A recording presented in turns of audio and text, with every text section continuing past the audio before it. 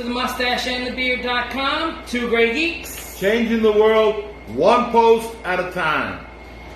All right, my name is Louis Matos. I am the Mustache. Here with my partner in crime, my best buddy, Junior Figueroa, a.k.a. The Beard, coming to you live from Puerto Rico, a not so sunny Puerto Rico. It rained yesterday. It rained today. Mother Nature is taking her trauma out on us, you know, and you know I'm sick to death of her. You know, I wish she'd find someplace else to pee, because it seems like all she can do is pee on Puerto Rico. I like the way that sounds, like pee on Puerto Rico. So, but it's okay. It's okay. You know, you can go ahead, have a little tantrum. God is on my side, and on top of that, I have my Star Wars pencil, so everything is right in the world. Well, except for the laundry, I've had laundry forget it. For the past 2 days hanging on the line, and it's like... And it gets wet, and then you got to wait for it to dry, and then it rains, and then it gets wet again. All right, so enough complaining, whiner. We're here to do our CAMPY #2 video. Yay! It's our classic video library. Classic. Let's see. Archived Motion Picture Yearbook. Yes, that's CAMPY, our classic Archived Motion Picture Yearbook. Awesome. So we are here to do a second entry with another 5 movies. That's right. We did part 1. We did our first 5. Now we're doing our second 5. As an introduction, we're doing 10, and then periodically we'll add as time goes on. Yeah, next entry will be Christmas, the Christmas movies. Right. We're going to archive 5 classic Christmas movies. Awesome. But come and see, people, because what we call Christmas movies, you may not think of it. You may not think of it as Christmas movies. Yeah. These are classic movies, but our definition of what constitutes a classic movie. Yes, so because it's the Mustache and the Beard's CAMPY Classic Video Library, we have our unique criteria. That's right. We everything we do is unique. So first, both the Mustache and the Beard have to agree on every single movie. Absolutely. So every entry we both love. We both love. So if he likes it and I don't, it don't make the cut. If I like it and he don't, it don't make the cut, and we're okay with that. Yeah. All right. So every movie must have 3 other criteria: must be a time-related component, or longevity. Longevity. Thank you. Yeah, that's the exact words that are used in our video. A classic should be great for 50 years or more, or longer. Basically, anything 1970 or older. Right? That's the cutoff age, the cutoff time for now. Next year, it'll probably be 1971, and like that, it'll keep moving along with us. But for now, it's 1970. Yes. Every movie must be exceptional in some way. So our another criteria would be exceptionalism. Absolutely. Exceptionally played, exceptionally written, exceptionally directed. But exceptionalism does not necessarily mean big budget. Correct. You can have a big budget movie that stinks, and you can have a small budget movie that is exceptional in every way. So we will argue this point as to why it is exceptional. Usually the answers are myriad. Every movie, our third criteria would be every movie must have created a paradigm shift. Yes, and it should have started something. It should have changed the way in which films were made, or looked at, or thought of. Right? It doesn't necessarily have to be world-shattering, but simply it added to the history of filmmaking.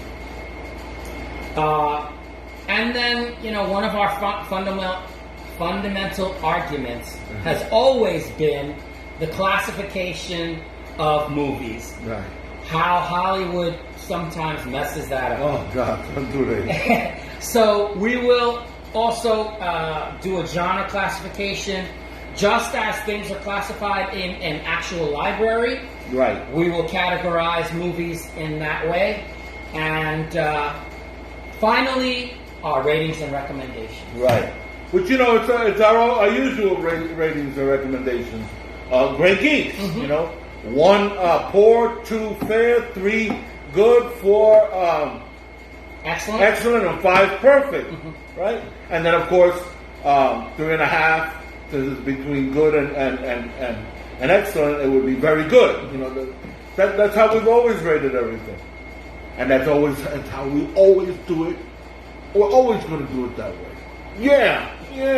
Well, without further ado, yes, let's go on. Okay, so our number 6 movie. Remember, our 1 through 5 was our first video. This is 6 through 10. Right.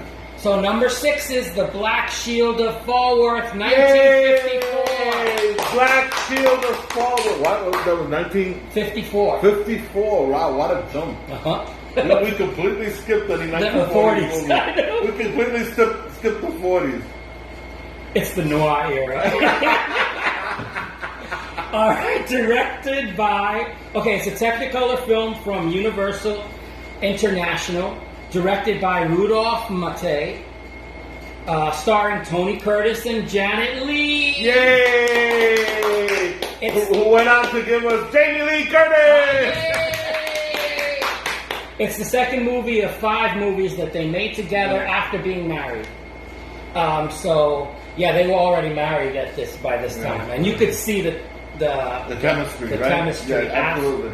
All right, so it's the first little things like a touch or a look or a wink. All right, so it's the first film made in CinemaScope. So from there, that's already a paradigm shift. That's a paradigm shift right there. Based on a novel by Howard Pyle, Men of Iron. Howard Pyle did a lot of these types of stories. All right.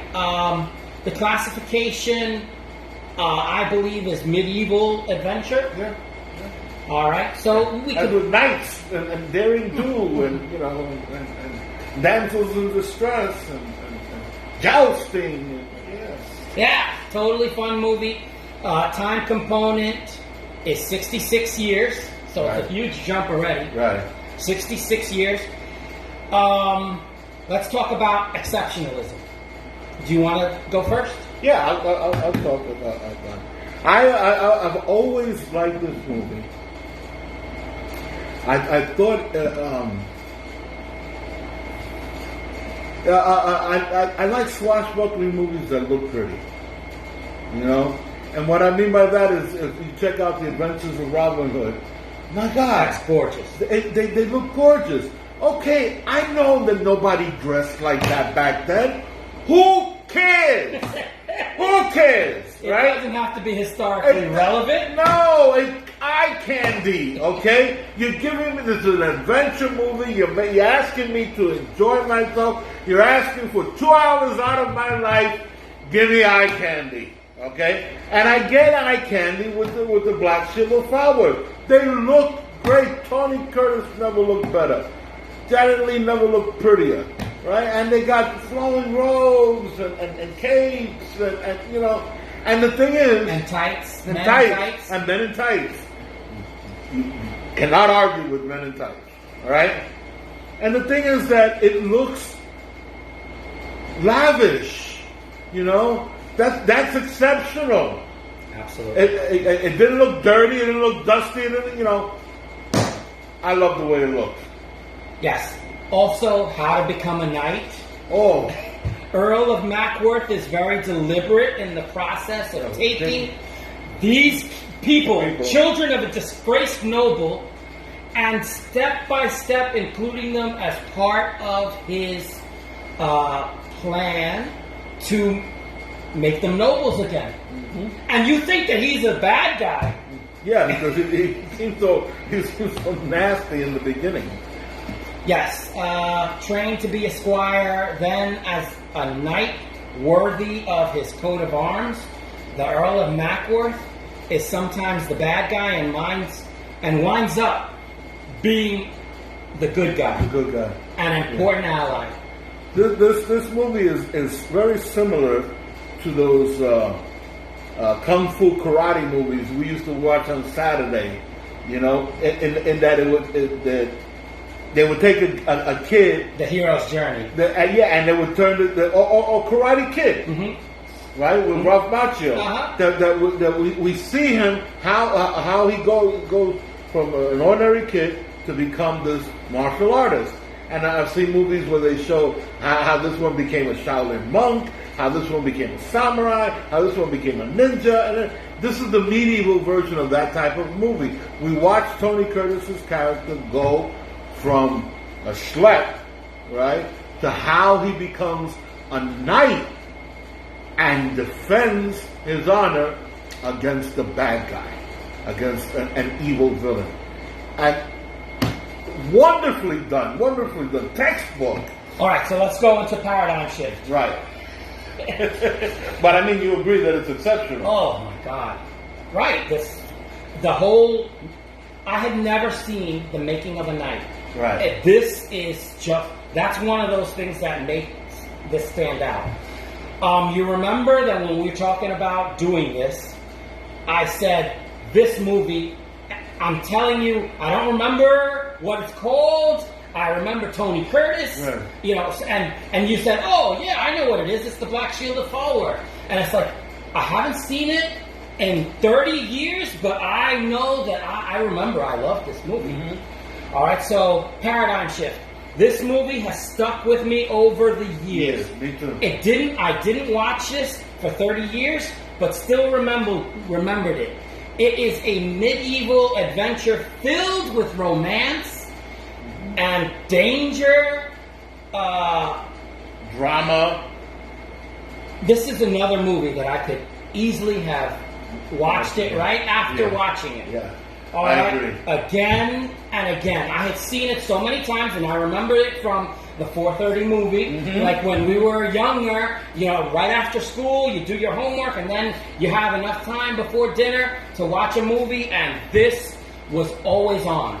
And I remembered this movie. I loved this movie. What about you, Paradigm? I agree. And although, you know, there have been plenty of night movies before. Mm-hmm. I mean, there have been plenty of, and after, this is the only one that I know of, that I can remember, that has ever taken the time to show me how a person becomes a knight. Mm-hmm. And so it added to my understanding of this of chivalry and these medieval period stories. It made me better able to understand them. So I'm grateful to the movie for that alone. Mm-hmm. All right. So let's do ratings and recommendations. All right. Are you ready? I'm ready. No, we can. Okay. Yeah. Okay. All right. You want me to go first? Yeah. Okay. Quick Rolex. I can't think of anything that I would change. I can't think. I know that over the years people have made fun of Tony Curtis's accent. Okay, occasionally his Bronx sneaks through, and you know, and so over the years, comedians and everything have made fun of Tony Curtis in this movie and his accent. Yonder is the castle of my father. No, that's in Debbie Reynolds would make fun of him, and it was a different movie, right? Because he doesn't here. His father was not with a castle, right? No, but I've seen it in reference to this movie. Uh-huh. So I don't care. All right, I don't care. I didn't particularly believe Kevin Costner's accent in Robin Hood, Prince of Thieves, uh-huh. and I love the movie, so I don't care. I can't think of anything that I would do to improve this movie, so therefore, I'm giving it 5 great geeks. Put that in your pipe and smoke it. I love Janet Leigh. She is gorgeous in this movie. I love Tony Curtis. Right. He's debonair. A little bit of a jerk in the beginning, but you grow to like him. And you can understand why. Exactly. Yeah. I love this movie. And so, again, I agree with you. The only thing I would have done to improve this movie, should I have Basil Rathbone as the bad guy. So I say 5 great geeks, and we welcome this movie to the Mustache and the Beard's Classic Video Library, Classic Archived Motion Picture Yearbook. Movie number 6 is The Black Shield of Followers. Yes. Next. Yes, our next movie is number 7. Yes. Forbidden Planet, 1956. Oh, 1956. Yay! One of my favorite movies of all time. Okay, so you're already hinting at what you're Yeah, one of my favorite movies of all time. Not only have I seen it like a dozen times, but I read the book too. All right, so it's an American science fiction film directed by Fred M. Wilcox, starring Walter Pidgeon, Anne Francis, and Leslie Nielsen. Oh, Leslie Nielsen, yes. And Anne Francis. Anne Francis. Senor. Oh my God, she's so beautiful. Yeah, and young. And she was like, what, 19 in this movie? Yeah, oh my God. So shot in Eastman Color CinemaScope. First time they did that. Considered one of the... So that's a paradigm shift right there. Considered one of the great science fiction movies. Whenever there's a voting as to the top one, this is number 1. Which is odd, but still, you can see why. Yeah, considering what's out there, the competition. The characters are compared to Shakespeare's The Tempest, which people say is a loose adaptation. So can you imagine that? It's like, wow. Shakespeare in space. All right, classification of science fiction. You don't disagree with that? No, not at all. Not at all. That is definitely sci-fi. Longevity is 64 years. 64 years. 64 years. Damn good movie. Damn good movie. All right, so exceptionalism. For one thing, it stands the test of time, despite the fact that it's 64 years. No, and let me explain that. Yes, obviously the special effects and visual effects have come a long way. But when you watch this movie, you can see the state of the art and beyond. Whatever is not up to par is because it ain't been invented yet.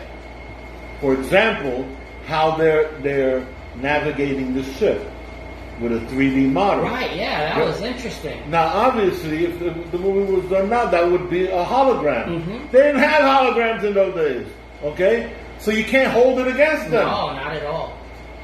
So yes, exceptional. All right, so in this movie, it's the first faster-than-light starship ever done in a movie. And it's a saucer. It's a flying saucer, but it's not a cheesy flying saucer. And let me simply remind everybody that all you Star Trek lovers, that Enterprise incorporates a flying saucer. Okay, all right. So don't hold it against this movie because it's got a flying saucer. First movie set completely on another planet far from Earth. Robbie the robot was the most advanced-looking robot. And went on to be a star in his own right, like in dozens of movies and TV shows. Yeah, so it was a character. So even though it's a robot, it was a character with a distinct personality, and it was the first ever fully electronic musical score. Oh, right. I heard that they had tried. They were trying to make the score futuristic by doing it fully electronic. Now we move to paradigm shift. People, Forbidden Planet inspired Star Trek. Okay, the main characters are the ship's captain, the executive officer, and the ship's doctor. Come on. You could take the plot from this story and easily turn it into an episode of Star Trek. And now I'm not saying that Star Trek is a ripoff. I'm not saying that. What I'm saying is that this was something that inspired Gene Roddenberry. Obviously, it inspired Gene Roddenberry to create Star Trek. And the Leslie Nielsen character could very easily be Captain Kirk. Captain J.J. Adams. Even the way he introduces himself, Captain J.J. Adams. And yeah, the romantic. Right. Yes. So yes, it was a precursor to dozens of space operas like Star Trek and Lost in Space, obviously. And it was an attempt, it was a real honest attempt to provide serious sci-fi movie. Not the stuff that we got in the 50s, you know, the princess from outer space. No, this was an attempt to do serious sci-fi. In fact, the Disney animation special effects. That's right. They hired Disney. That there was a visual effect that needed to be done, and they hired Disney to do it animate it. Right, because it couldn't be done with contemporary special effects, so they said, let's try something new, and it worked. It was fantastic. So now, do you want to go to ratings and recommendations? Yeah. You have something you want to say? Oh no, I'm going to go first. Okay, you go first. I think we're going to rate it both the same anyway. I haven't seen this movie in a very long time. And the beard says, oh, let's watch it together. And I was like, all right, let's watch it. And I absolutely loved this movie. It was mesmerizing. It was like, oh my God, I was taken back to being a kid again. So... adventure. Fun. Because I really like this movie, Anne Francis is lovely. Oh my God, she's beautiful. Yes. Oh my God. And so... familiar faces. Earl Holliman playing the Cookie. Richard Anderson as the engineer. Yeah, so you had all these other supporting cast. I mean, you could see where Star Trek kind of homaged this movie. Right. And so, yeah, 5 Grey Geeks. Yes, 5 Grey Geeks. I'm in complete agreement into and including 5 Grey Geeks. I think this movie is perfect. All right, so we welcome this movie to the Mustache and the Beard's Classic Video Library, Classic Archived Motion Picture Yearbook.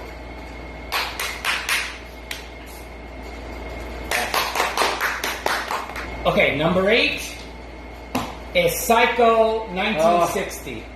Oh God, Psycho! Yeah, what a terrible movie. What a terrible movie. Go ahead. How did we bring this into this list?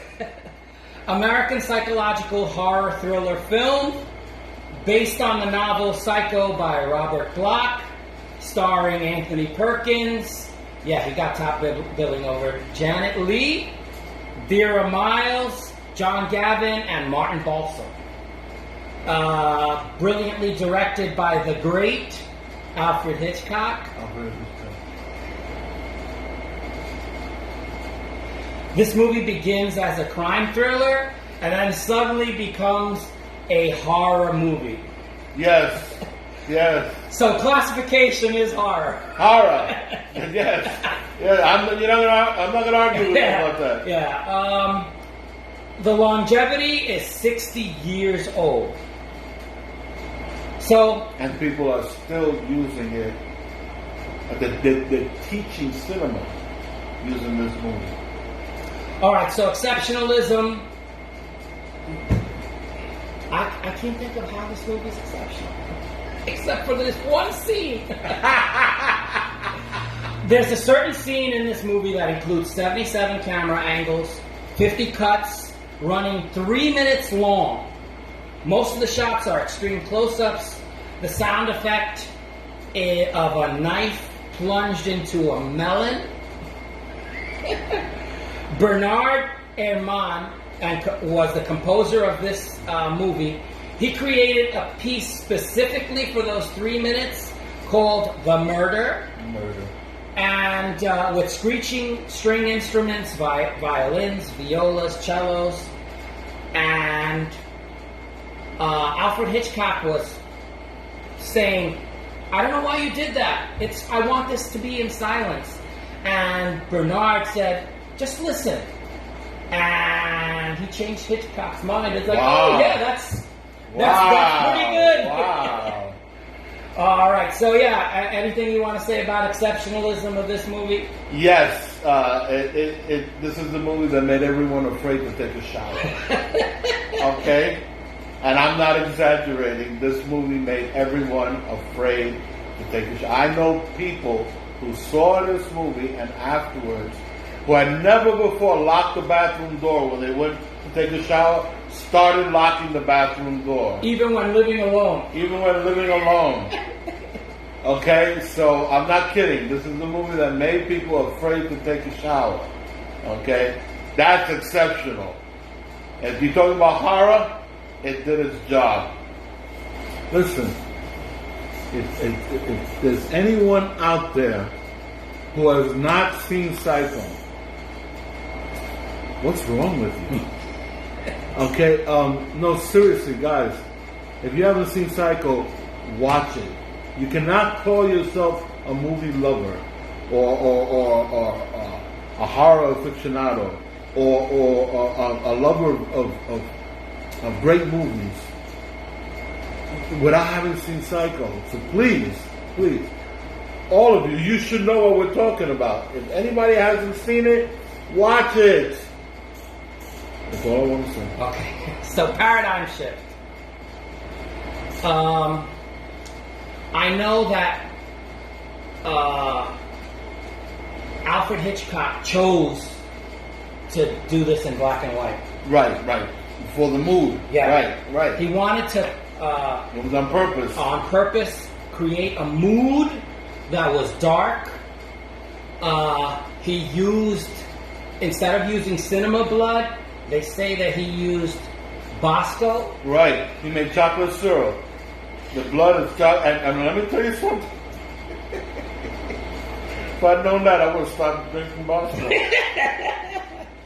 Yeah, so horror movies became a little more free with the blood and the gore. Yeah. And it was an intentional black and white movie. There's another movie that I talk about, Peeping Tom, which came out the same year. Which I love that movie, Peeping Tom. They're both forerunners to the slasher genre. This is not a slasher because there's only like 1 or 2 murders. So it doesn't, in my head. So this is a proto-slasher. But, so I think this is the paradigm shift. It switched. Right. Horror movies, it made them a little more horrific. It made them more horrific because the monster is human. Uh-huh. Instead of being inhuman, it's still a monster. This is still a monster movie. There's a monster in this movie, but the monster is human. And humans are more scary than monsters. And it's a point of view killer. So in other words, it looks as if the watcher of the movie becomes the killer. Yes. All right. So really excited. So go ahead, ratings and recommendations. What else can I give this movie but 5 great geeks? Come on. What else can I say? The thing is the movie's perfect. It is so perfect that when they attempted to remake the movie, all they did was make the same movie in color with new actors. They didn't change anything. Scene for scene. Scene for scene, they just made it over. What is that telling you? You can't improve upon perfection. And let me tell you something, being in color didn't make it any better. No. The mood was great. I love the fake protagonist in the beginning. This is a masterpiece of cinema, and me being an avid horror fan, I'm calling this 5 grade geeks. Oh, he's going beyond. He broke. He broke the I envelope. broke our scale. He broke the envelope. He broke.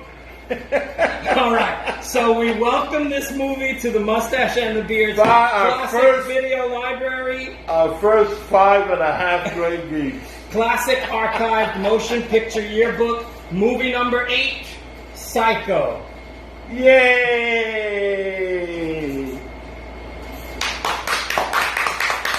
We're now up to our number 9 movie, which is King Kong versus Godzilla 1962. Yes, King Kong versus Godzilla. Now, I'm sure some of you are like, huh? Huh? I thought you said that this was going to be classic. King Kong versus Godzilla? Yes, It's a King classic. Kong versus Godzilla, and it's a classic. Because we said so. And we're going to prove it to you. We're going to prove it to you. All right, this is a Japanese kaiju film by Toho Studios, directed by Ishiro Honda. Special effects, Eiji Tsuburaya. Shoichi Hiroshi is King Kong. He's wearing a suit. Right. Remember that in these old Godzilla, these old kaiju movies, it was guys in rubber suits. And Hiroji Nakajima is Godzilla. I practiced that. It is Godzilla's 3rd movie and King Kong's first by Toho Studios. Right. This movie is the biggest. Now, here we talk about exceptionalism. This movie is the biggest attendance of any Godzilla movie of all time. Wow. All right, and so for some of you that are naysayers, we're going to tell you more. All right, No, but that's saying a lot. Of course it is. As popular as Godzilla is, and you're telling me that more people have gone to see this one than any of the others, that's huge. Yeah, Universal International released an edited version in the USA 1 year later. All right, so again, making more money. Classification is kaiju. Kaiju, right. Kaiju. Giant monsters. But we reserve the right that it's giant monsters, not just Japanese giant monsters. Yes. Yes, we call King Kong a kaiju. Kaiju. We call Pacific Rim kaiju. All right, and so longevity is 58 years. 1962, 58 years. Exceptionalism. I'm just gonna say, and then I'm gonna let you have the floor. Okay. It's kind of hokey and schlocky, but in a good way. It's the first criticism that I want to take away is the fact that it's a bad imitation of 1931's King Kong. King Kong in that movie is stop animation. Right, stop motion. It's not a person wearing a suit. That's right. And that's why he looks so good. I hate King Kong's look in this movie, but I love this movie. All right, so I'm going to let you get with it. This movie, you got to accept it for what it is, right? It is action, it is adventure, it is fun, okay? If you're looking for high drama, you're going to be disappointed. If you're looking for an intellectual story, if you're looking for a psychological thriller, sorry. Stay at the concession stand and eat your popcorn. However, this movie is fun. This movie will make you cheer. This movie will make you excited. This movie will make you laugh. And the thing is that it won't make you laugh at the movie. It'll make you laugh with the movie. Okay? It's not meant to be taken seriously. It's high adventure. Okay? We're being shown a showdown between the giant monster contenders for the crown of king. Okay? That's what it is. This is, Muhammad Ali, George Foreman fight of giant monsters. Now, is it well done? According to its standards, yes. I agree completely with Lewis at how badly King Kong looks. But this is the best that you can get for a guy in a rubber suit. Okay? So it's not that they're making him look bad on purpose. He's looking bad because it is what it is. It's guys in rubber suits. Okay? Even Godzilla later on looks better because they started improving the rubber. Yeah. So it's like Michael Keaton and when he played Batman. That first suit, he looked terrible. Things improved. The movie's fun, and it has a story. This is the other thing. It has a story. It has characters that aside from the monsters, it has characters that you empathize with, that you're cheering for. It works. The movie works. It does for what it is, which is high adventure. It works. Wow, I think you had your coffee today. Kind of animated. I remember as a kid. This is 1962. So I'm 7 years old when I see this movie, right? And I remember loving it. I remember loving it. I knew of King Kong from watching it on TV, and then I had seen the two other Godzilla movies prior to this one. And so the idea, I mean, come on, the idea of King Kong versus Godzilla, I was like, holy mackerel. Yeah, monster versus monster, kaiju versus kaiju. It's like you were going to tell me that Superman was going to fight Thor. You didn't see that. Those kind of things didn't happen. And then here it was. So I remember loving this movie so much. And I saw it again recently. I did a review for our blog, Mustache and right? Beard. And you know what? I became a little kid again, right? And I love the movie. It's got parts. It's got parts like the giant octopus. Okay, not to be taken seriously. Still, I love the movie. All right, so let's talk paradigm shift. Paradigm shift. Kaiju versus kaiju. Right. This was the first. The first of all of that. Mothra versus Gamera. Gamera versus Godzilla. All of those movies came as a consequence of this movie. And all of them paled in the comparison. This movie's success. Yes. That's what they're trying to They're trying to do it again. Gamera, became this huge... So all these kaijus came as a consequence of, this one person saying, what else can I do with King Kong?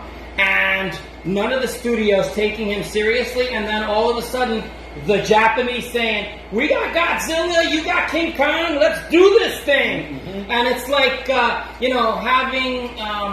a boxing match, and it's like, let's hype this up. Exactly. That's exactly the way it was hyped up. Yeah, so the kaiju versus kaiju whole sub-genre of kaiju is all about one monster versus the other giant monster. So that happened here first. And I loved it. Yes, so did I. Let's talk ratings and recommendations. Okay, I'm not going to tell you this is a perfect movie. No way.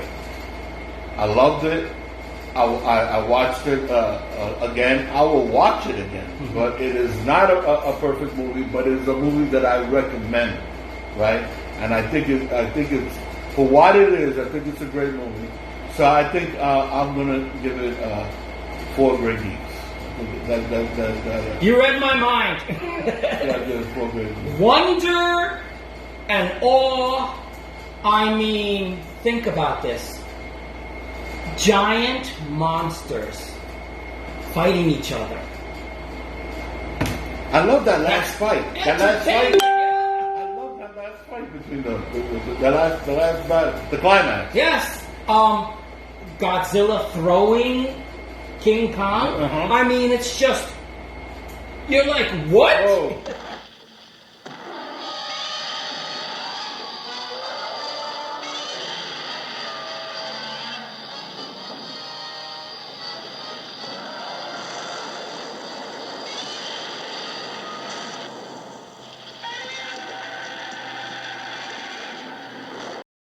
Did that really happen? And Like King Kong grabbing Godzilla by the tail? And Lord help any buildings that got in the way. Exactly. So 4 Grey Geeks for me. All right. Love this movie. You need to watch it if you haven't seen it. So we welcome this movie to the Mustache and the Beard's Classic Video Library, Classic Archived Motion Picture Yearbook, movie number 9, King Kong versus Godzilla. Yay! Our last movie Right. for this month is our number 10 movie, Dr. No, Yay! 1962. 1962. All right, so Dr. No. And in case you don't know, Dr. No is the first James Bond movie starring Sean Connery. A United Kingdom action spy film directed by Terrence Young, which you love. Yes. Produced by Harry Saltzman and Albert Broccoli. Eon Productions and United Artists Distribution. Right. So, starring Sean Connery, Ursula Andress, Joseph Wiseman, and Jack Lord. All right. So, right away, I'm going to say first James Bond movie based on Ian Fleming's book, Dr. No. Mm-hmm. Produced on a low budget. So, this was not a high budget movie. Yeah. Financial success in every way. Yes. The book sold more copies. That's right. The comic book adaptation sold out and sold a lot of copies. Soundtrack album was released and made tons of money. And I had all of them. Did you? Yes. I bet you had the James Bond pajamas too. There were James Bond? No, they weren't then. Now there are. Classification spy film. Yes. Yeah. Yeah. Spy, secret agent film. Mm-hmm. Yeah. Oh yeah, so let's call it Secret Agent. That sounds a little more sophisticated. Secret Agent film? Yeah. All right. Longevity, 58 years. Wow. I'm gonna let you go gush about exceptionalism. Okay. They broke new ground with this movie. Believe it or not, the inspiration for the style of filmmaking for Dr. No were TV commercials. The ability for a commercial to tell you a story in minutes, right? And for the action to happen, boom, boom, boom, boom, boom, boom, boom, boom, boom, and then it was over. That's what was pushing them in this movie. That's why the movie is so kinetic. That's why the movie is so fast. That's why it goes from beat to beat to beat to beat to beat to beat to beat. The idea was not to give people time to think. The idea was to make them feel. You were supposed to feel this movie. And it works. It works. It works on every level. On top of that, we got Sean Connery. Sean Connery. Now, this is not Sean Connery's first movie, not by a long shot, nor is it Sean Connery's first movie, first acting gig, first anything.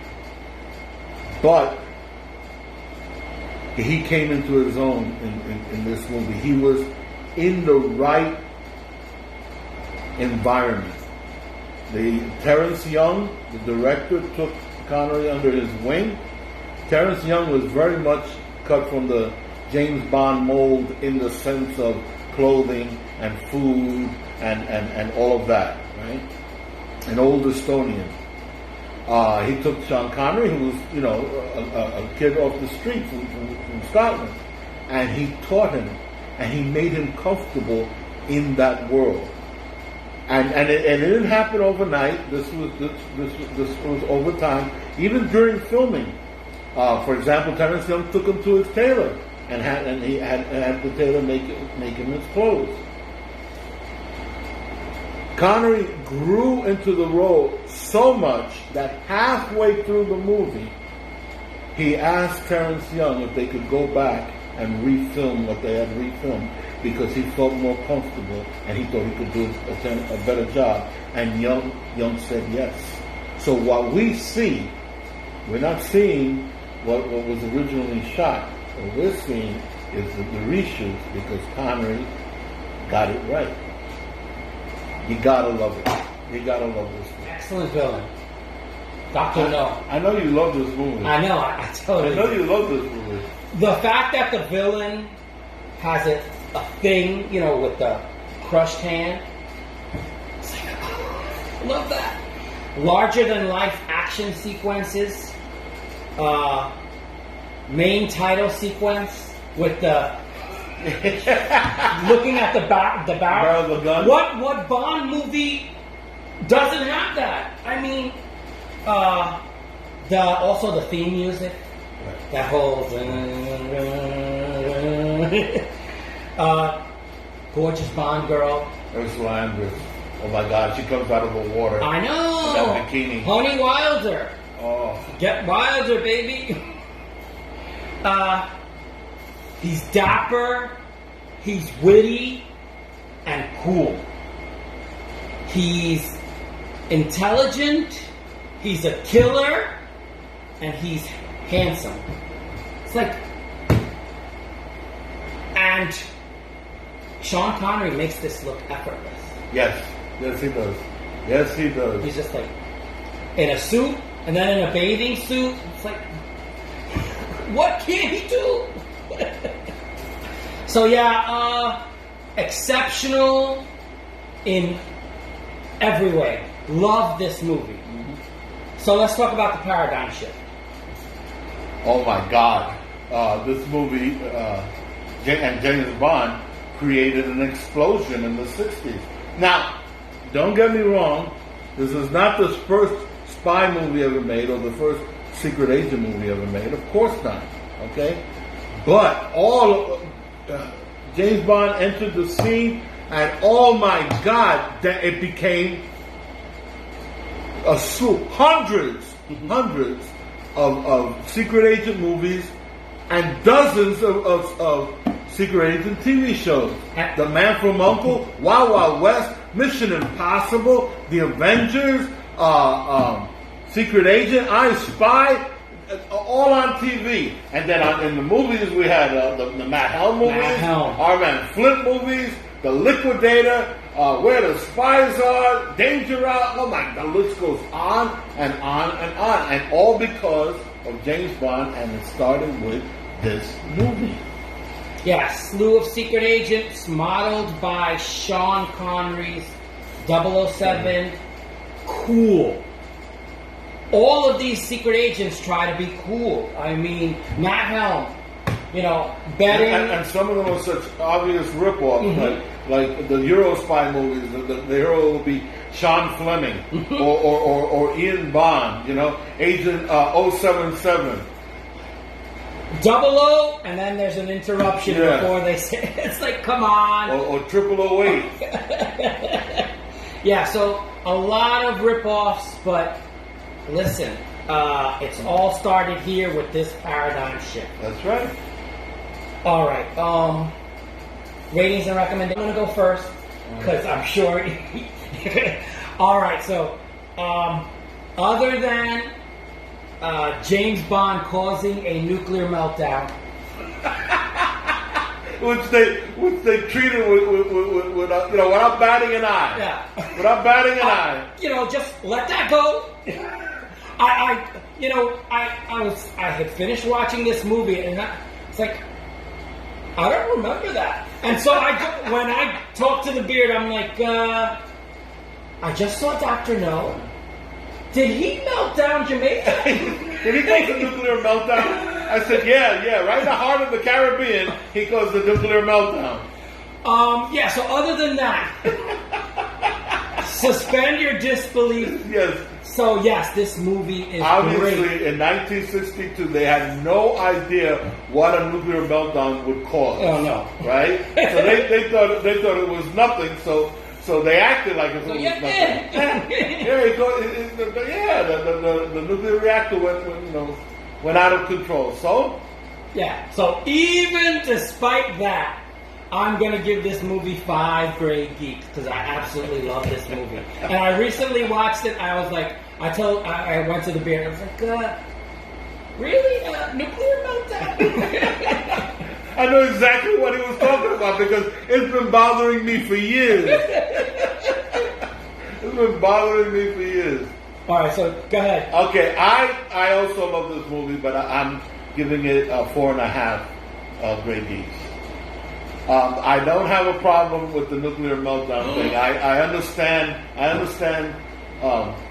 do have a problem with it, but I'm letting it slide simply because obviously they didn't know in '62 what would happen if you had a nuclear meltdown. Mm-hmm. They didn't. Chernobyl is still decades away. I remember now why you're giving it a 4. Yeah, I'm taking away a half a grade geek because this movie starts out beautifully with a black character, right? A Jamaican called Quarrel, right? Who is allowed to be his own man, who's allowed to be his own character. Funny when he wants to be funny, dangerous when he wants to be dangerous.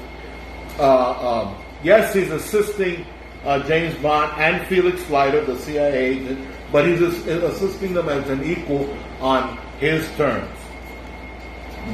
3/4 of the movie, beautiful. You could, and in 1962, for a black character to be treated with this kind of respect, wonderful. Until they get on the island, and then all of a sudden, Quarrel turns into this eye-rolling, caricature, and James Bond is telling him, "Fetch my shoes." Okay, I can't forget that. I love the movie. I love James Bond. I'm still giving it 4.5. Excellent. Which I just will not. I will not say it's perfect because that bothers me. It bothers me, and it didn't have to be that way because you were doing fine. Quarrel was, and it takes away. Quarrel is a sacrificial lamb in this movie, and it takes away from his sacrifice because you denigrated him towards the end. But other than that, exceptional and fantastic, amazing movie.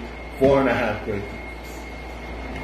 All right. One of the things that we forgot was to welcome Dr. No. Yes, let's welcome Dr. No to our classic video library. Yes. It is our number 10 movie, and that's it for now. Yes. But we're promising you more come December holiday movies. Yes. All right. So just to do a quick recap, number 1 was Frankenstein, 1931. Mm-hmm. Number 2 was Tarzan the Ape Man. Mm-hmm. Number 3 was the Scarlet Pimpernel. Number 4 was The Adventures of Robin Hood. Yay! Number 5 was Stagecoach. Yay!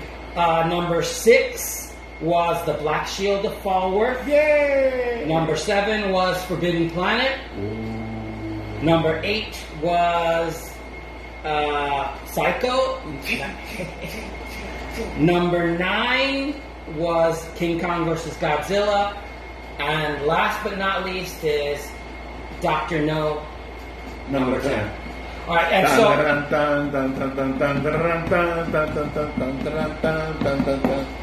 And those were not in any particular order other than chronological. Right, that we'll do it by years. Yeah, so it wasn't that, number 10 is better than... Or number 1 is better than... Yeah, it was just, that's the way it was in chronology. and according to the movies that we chose. Right, and I think it was fair to do it that way. Yes. So yes, we love these movies Oh my God. enough to say that we have opened up a library for these classic movies, expecting those that are followers of the Mustache and the Beard, those that love us, and ask us, what old movies would I like? These are the old movies that we like. And wait, because we haven't even hit you with any silent movies yet. Those are coming. They're coming. All right, so kind of like we always do when we get to the end of a video, we're both exhausted. Like, Emotionally and physically. yes. I feel like I run a marathon. All right, so I would request of you, old gray and bearded one. Gray and bearded one. Do you have a wise missive for us? That's an apt description. Beard, gray, yes, very apt. I'm dying to shave this thing off. No, not the whole beard. I usually have this. Trim it. Yeah, my shaver broke. This is why I haven't shaved. But I'm getting into one, and it's coming off. It's coming off. I'm going back to my old sexy self. Yes, I have a wise missive. I read something recently that gave me pause, made me think. And basically, what it said is the fact that women are still having babies, that women are still having children, is proof that God isn't finished with us yet. God is not upset with us. God is not done with us. It means we still have a future. God is not finished with us yet. With that having been said, if this is your first time visiting the Mustache and the Beard and have enjoyed this video, we call you to action. I invite you to subscribe, push that a like button, hit that like button, hit that favorites button. We try to make you laugh, and I hope we've done that while entertaining you and informing you. If something we've said has stirred you in such a way that you feel like you need to make a comment, we welcome those comments. Please. Tell us what we got right and what you think we might have gotten wrong. Give us a like. Those suggestions. As always, we thank you for watching. My name is Louis Matos. I am the Mustache. I'm Junior Figueroa. I be the Beard. We say see you later. Hasta la vista. Take it easy. And peace.